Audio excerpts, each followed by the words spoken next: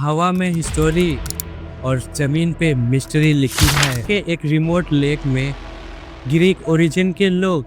सच में ये तो अनबिलीवेबल लगता है। आज भी जब बर्फ पिघलती है तो नई बाउंड सरफेस पे दिखने लगती है। ऐसा प्रोटेक्टेड एरिया जहाँ रेयर फ्लोरा और फाना रहते हैं। क्यों इतने लोग, हंड्रेड्स ऑफ देम, हिमालय की इतनी हाई ऊंचाई पे गए और क्यों वहाँ एक ही जगह पे मर गए? हेलो दोस्तों, आपका वेलकम है मेरे वीडियो में। अगर मैं बोलूँ ना, एक ऐसी जगह जहाँ एक लेक के अंदर हंड्रेड्स ऑफ ह्यूमन लेक्स मिले हैं, तो आप शायद सोचोगे ये तो किसी हॉरर मूवी का सीन्स होगा, लेकिन नहीं, ये रियल है। ये स्टोरी है रूपकुंड लेक की,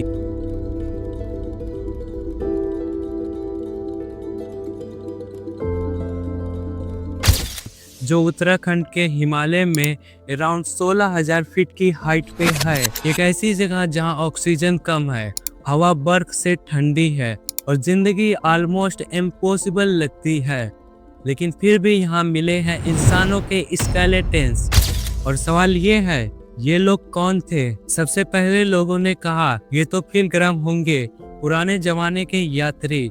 हिमालय के इस एरिया में हर 12 साल में एक नंदा देवी राजजट यात्रा होती है, एक एंशिएंट रिलीजन जर्नी जिसमें हजारों लोग भगवान नंदा देवी के मंदिर तक पहाड़ क्रॉस करते हैं। कहा जाता है कि ये लोग जो यात्रा पे निकले थे किसी बड़ा तूफान या नेचुरल डिजास्टर की वजह से फंस गए और कभी वापस नहीं आए। लेकिन लोकल विलेजर्स की कहानी अलग है। उनके लिए रूपकुंड एक नॉर्मल लेक नहीं है। वो कहते हैं ये एक श्रापित प्लेस है। गांव के बुजुर्ग अभी भी बताते हैं कि किसी देवता ने पाप करने वालों को मार दिया था। किसी ने कहा रात को वहां से आवाज आती है। किसी ने बोला जो वहां गया वो वापस कभी नहीं आया, और इसी वजह से लोग इसे कहने लगे स्केलेटन्स लेक। अब बात आती है उन लोगों की जिन्होंने इस मिस्ट्री को पहली बार ऑफिशियली डॉक्यूमेंट किया। 1942 में एक ब्रिटिश रिसर्चर जॉन बी ऑडेंट और इंडियन साइंटिस्ट आर.बी. पांडे ने इस एरिया का सर्वे किया। उन्होंने देखा लेक के आसपास हंड्रेड्स ऑफ स्केलेटन्स बिखरा हुआ पड़े हुए थे। किसी का स्कल्प इंटैक्ट था, किसी की पसलियां साफ दिख रही थी। सब हड्डियां परफेक्टली प्रिजर्व्ड थे, जैसे किसी ने उन्हें टाइम के अंदर फ्रीज कर दिया हो। उन्होंने ये लिखा, there are many human remains here. इसका मतलब है यहाँ पे बहुत सारे ह्यूमन रिमाइंस मिले हैं, पर वो समझ नहीं पाए ये लोग आए कहाँ से और गए क्यों नहीं। उस टाइम टेक्नोलॉजी नहीं थी जैसे आज है, तो उन्होंने बस असम्पशन लगाया शायद ये किसी एंशिएंट आर्मी के सोल्जर्स होंगे या फिर ट्रेडर्स जो पहाड़ क्रॉस करते हुए बर्फ में मर गए। बस थियरीज थी, प्रूफ्स नहीं। फिर 2019 में एक मेजर ट्विस्ट आया। मैक्स प्लैंक इंस्टीट्यूट जर्मनी के साइंटिस्ट ने यहाँ के स्केलेटन्स का डीएनए एनालाइज किया, और जब रिजल्ट आया सब लिटरली शॉक हो गए, क्योंकि उन्होंने बताया ये स्केलेटन सिर्फ एक जगह के नहीं है।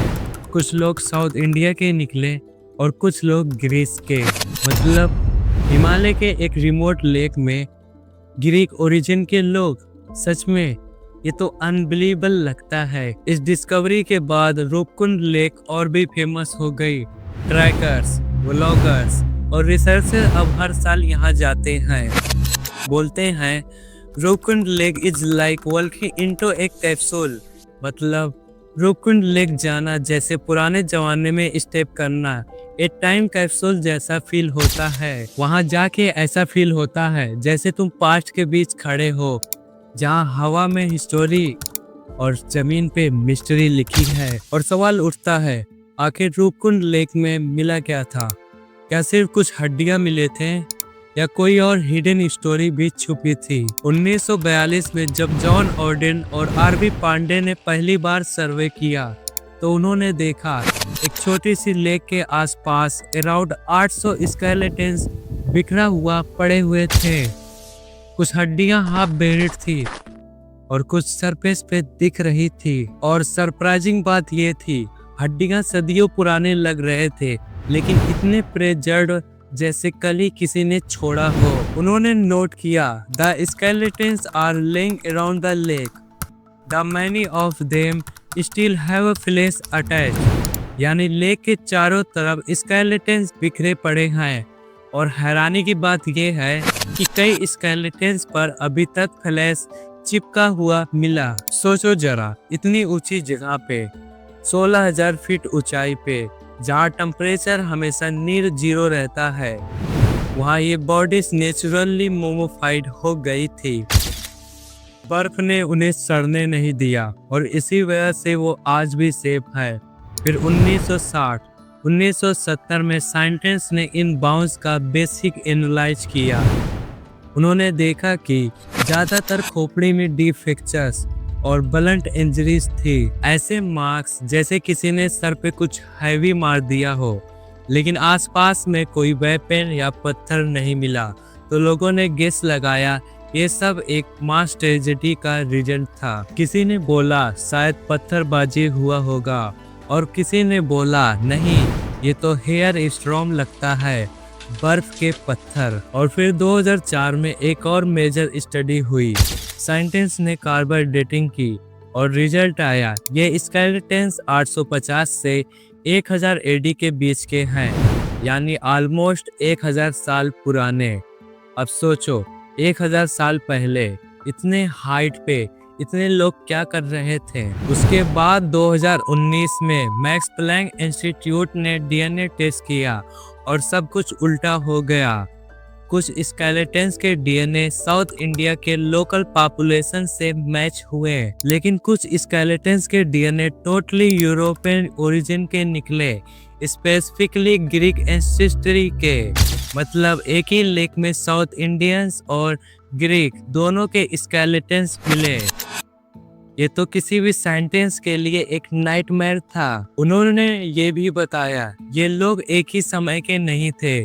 कुछ स्केलेटन्स 850 से 900 एडी के थे और कुछ 1800 एडी के आसपास के, यानी लेक में डेट्स दो अलग अलग टाइम पे हुई थी, 1000 साल पहले भी और फिर लगभग 2 साल पहले भी। तो अब पिक्चर और कंफ्यूजिंग हो गई, क्योंकि अब ये एक सिंपल नेचुरल डिजास्टर नहीं, एक मल्टी लेयर्ड मिस्ट्री बन गई थी। साइंटिस्ट ने इंजरीज का पैटर्न्स देखा, सबके हिट पर सेम साइज के डेंट्स थे और बॉडी के किसी और पार्ट पे ज्यादा नुकसान नहीं था।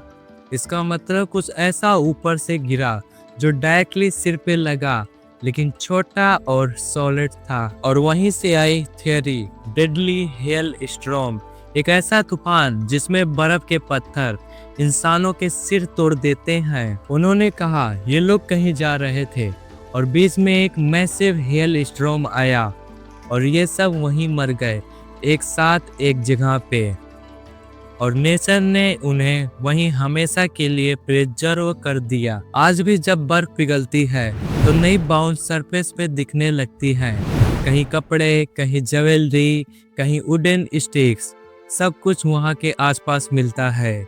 जैसे हर साल रूपकुंड लेक अपनी एक नई कहानी दिखाता हो। अब सवाल ये उठता है ये सब कब हुआ था, यानी रूपकुंड लेक की मिस्ट्री का टाइमलाइन क्या है, किस टाइम पे ये स्केलेटन्स लेक के पास आए और किस टाइम पे दुनिया ने उन्हें नोटिस किया। सबसे पहला रेफरेंस मिलता है 1942 का। ब्रिटिश टाइम चल रहा था और एक एक्सप्लोरर थे जॉन बी ऑडेन, साथ में थे इंडियन जियोलॉजिस्ट आर.बी. पांडे। ये दोनों हिमालय के ग्लेशियर्स का सर्वे कर रहे थे। एक दिन उन्हें एक छोटी सी फ्रोजन लेक दिखाई दी। पहले तो लगा कोई नॉर्मल लेक है, लेकिन जब ध्यान से देखा तो उन्होंने कहा वेट, यहाँ कुछ अलग है। लेक के पास गए और जो देखा उसने उसके होश उड़ा दिए। Hundreds of skeletons around the lake, यानी लेक के चारों तरफ हंड्रेड्स ऑफ स्केलेटन्स सरफेस पे दिखाई देते हैं, कुछ पानी के अंदर, कुछ बर्फ के ऊपर। और ये सब देख के उन्होंने सोचा यहाँ जरूर कुछ बड़ा हुआ है। वहीं से स्टार्ट हुई रूपकुंड की ऑफिशियल डिस्कवरी 1942। लेकिन मिस्ट्री उससे भी पुरानी थी। जब लेटर साइंटिस्ट ने कार्बन डेटिंग और रेडियो कार्बन एनालाइज किया तो पता चला कि ये स्केलेटन्स 850 से 1000 एडी के बीच के हैं, यानी लगभग 1000 साल पुराने। सोचो 850 एडी का टाइम, जब इंडिया में राजा भोज और अर्ली चोला डायनेस्टी का ईरा चल रहा था। तब ये लोग हिमालय के उन पहाड़ों में अपनी यात्रा या सफर पे थे। कोई फोटो, कोई रिकॉर्ड्स नहीं, बस हड्डियां बचे जो आज हमसे कहानी कह रहे हैं। फिर 1960 और 1970 में कुछ और रिसर्चर्स आए। उन्होंने बेसिक स्टडी की, हड्डियां देखे, स्कॉल मेजर किए और बोला ये लोग एक साथ मर गए होंगे, बट रीजन अभी भी क्लियर नहीं था। फिर 2004 में एक और स्टडी हुई जिसमें कंफर्म हुआ ये स्केलेटन्स एक ही जनरेशन के नहीं हैं, कुछ एक इरा के, कुछ अलग अलग टाइम पीरियड्स के, यानी लेक में डेथ्स मल्टीपल टाइम्स हुए हैं। और फाइनली 2019 में सबसे बड़ा साइंटिफिक ट्विस्ट आया। मैक्स प्लैंक इंस्टीट्यूट के साइंटिस्ट ने डीएनए टेस्ट और आइसोटोप एनालाइज किया और रिजल्ट ने सबको कंफ्यूज कर दिया। उन्होंने बताया रूपकुंड में 2 अलग अलग जेनेटिक ग्रुप्स मिले। कुछ लोग साउथ इंडियन के थे और कुछ लोग यूरोपियन, स्पेसिफिकली ग्रीक ओरिजिन के। ये result modern DNA sequencing technology से कंफर्म हुआ। एक तरफ 1000 साल पुराने लोग और दूसरी तरफ कुछ स्केलेटन्स 1800 एडी के आसपास के। मतलब इस लेक में 2 या ज्यादा टाइम पे डेथ्स हुई है। और ये कहानी यही खत्म नहीं होती। 1942 लेके आज तक ये जगह ट्रैकर्स और रिसर्चर्स का सेंटर पॉइंट बनी हुई है। हर साल वहाँ लोग जाते हैं, कुछ साइंटिफिक पर्पस से और कुछ सिर्फ एडवेंचर के लिए। बर्फ पिघलने के सीजन में नए स्केलेटन सरफेस पे आते हैं और हर बार कोई ना कोई नया क्लू मिलता है। टेक्नोलॉजी, ये कहानी 850 एडी से शुरू होती है और 1942 में दुनिया के सामने आती है और 2019 तक साइंस ने इसको नए एंगल से डिकोड करने की कोशिश की है, लेकिन अभी भी फाइनल ट्रूथ किसी के पास नहीं है। क्या था वो रीजन जिससे ये सब एक साथ मर गए? क्या वो नेचुरल डिजास्टर था या कुछ और? रूपकुंड लेक कहाँ है? तो पहली बात ये समझनी होगी, ये लेक कोई इजीली एक्सेसिबल जगह नहीं है। ये चमेली डिस्ट्रिक्ट उत्तराखंड इंडिया में है, हिमालय के बीच में। मैप में देखो तो ये एक रिमोट और ये एक हाई माउंटेन एरिया है जहाँ नेचर अपने पूरे ओरिजिनल फॉर्म में है। और सिर्फ लोकेशन ही नहीं, इसकी जियोग्राफिक भी काफी चैलेंजिंग है।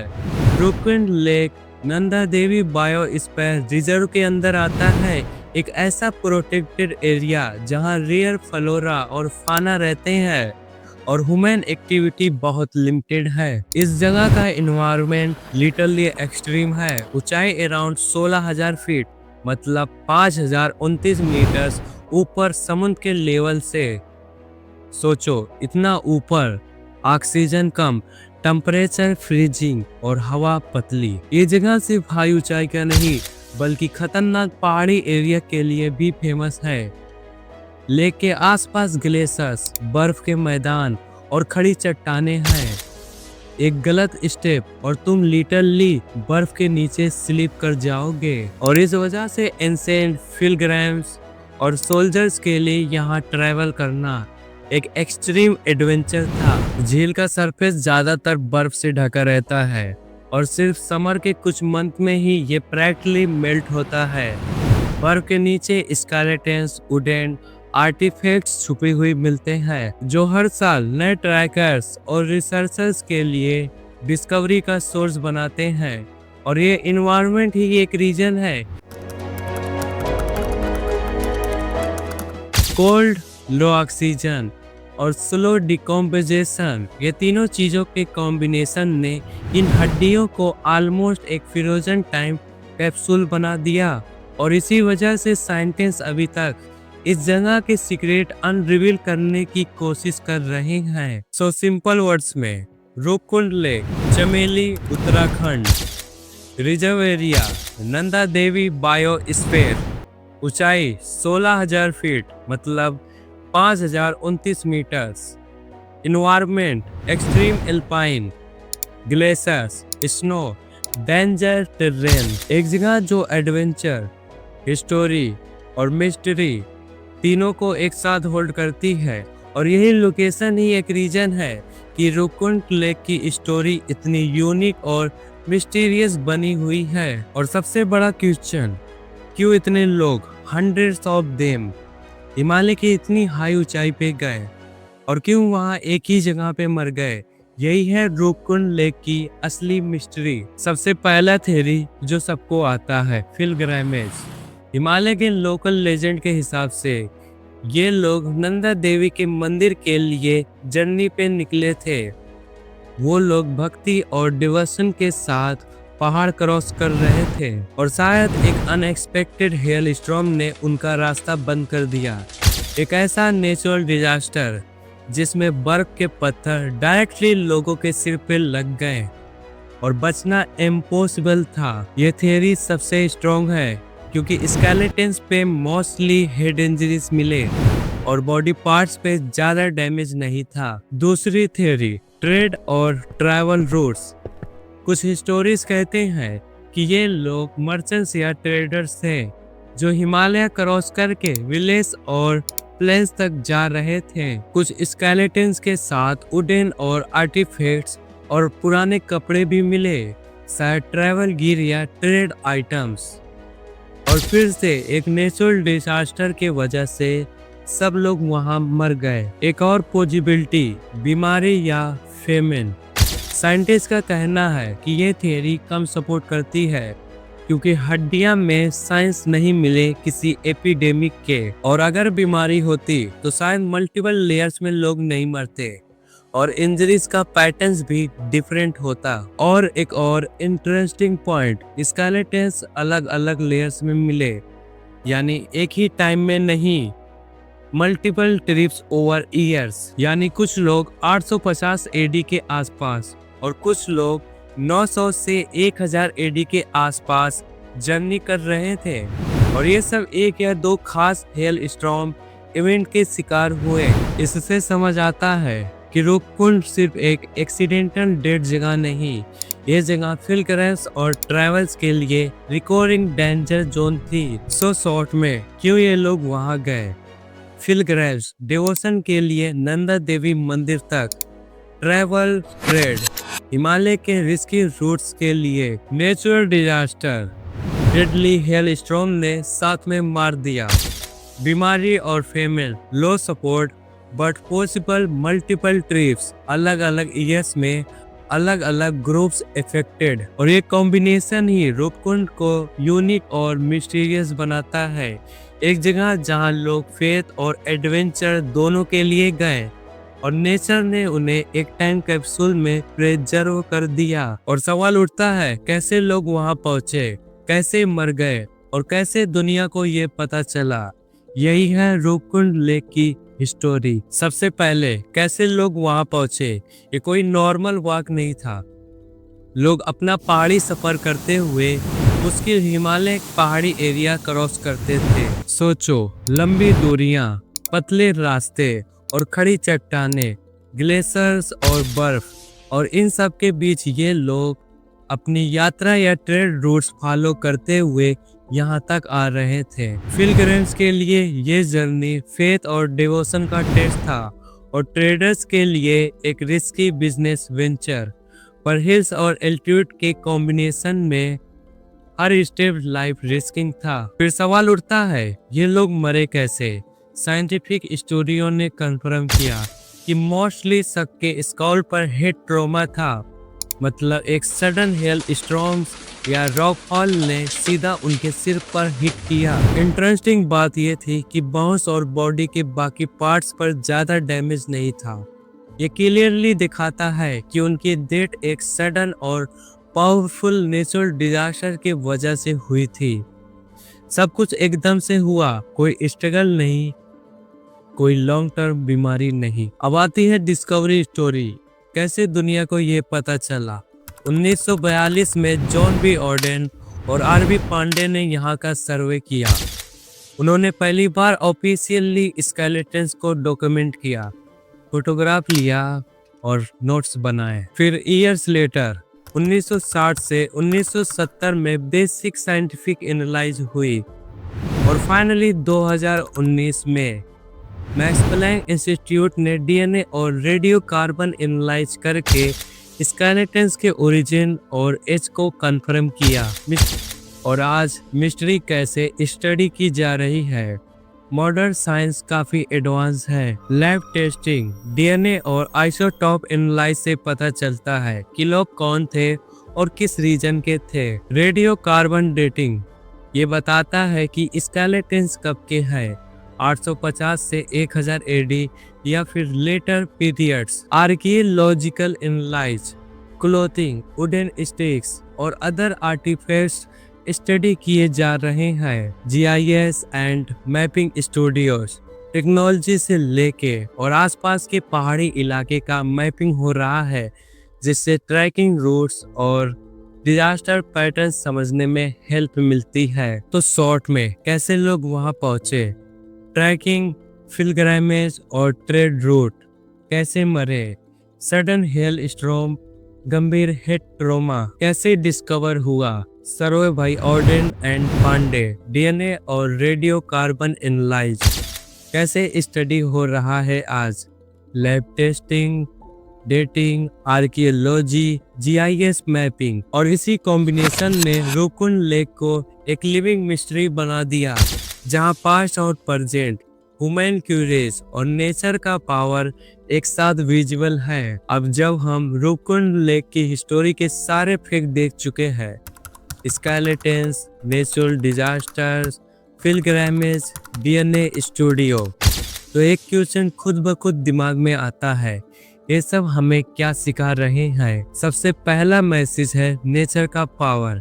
ये लेख हम सबको याद दिलाता है कि हिमालय के बीच चाहे फेथ हो या एडवेंचर, नेचर की स्ट्रेंथ के सामने हम हमेशा छोटे हैं। एक हेल स्टॉर्म, एक सडन डिजास्टर और लोग सेंचुरी पहले ही विनस हो गए और आज भी ये जगह उनकी कहानी बता रही है।